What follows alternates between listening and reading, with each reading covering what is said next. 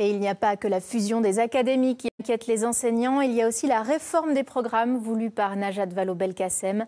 L'apprentissage du latin et du grec est en discussion. Il y a pourtant des élèves pour qui ces langues mortes restent bien vivantes.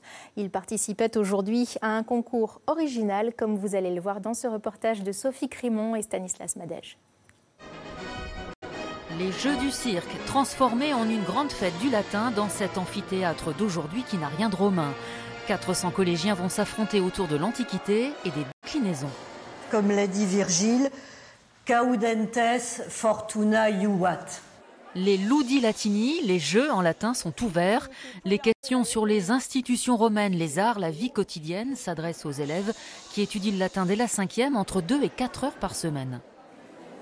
Le latin, c'est très pratique pour l'orthographe, pour tout ce qui est français. On arrive à deviner des mots, puis après il y a des mots compliqués en français qu'on peut mieux comprendre quand on l'explique avec le latin. Quand on apprend le latin, on devient meilleur en français, on apprend à structurer une phrase, on apprend du vocabulaire. Bref, c'est un outil pour réussir.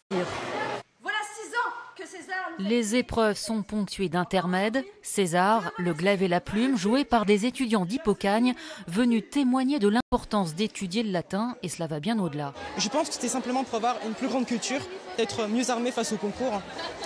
Et en même temps, c'est un apprentissage du mythe, de l'univers qui l'entoure. Mais les langues anciennes vont-elles faire les frais de la réforme? Pour le moment, les enseignants ignorent si le nombre d'heures sera réduit. Je ne suis pas inquiet parce que dans la mesure où on va intégrer le latin dans l'enseignement pratique interdisciplinaire, je dois dire que le latin est lui-même un enseignement pratique interdisciplinaire puisqu'on étudie, outre la langue, la littérature, l'histoire, les arts et on est déjà en plein dedans. L'apprentissage du latin est stable. 2 élèves sur 10 le choisissent au collège, 1 sur 10 au lycée.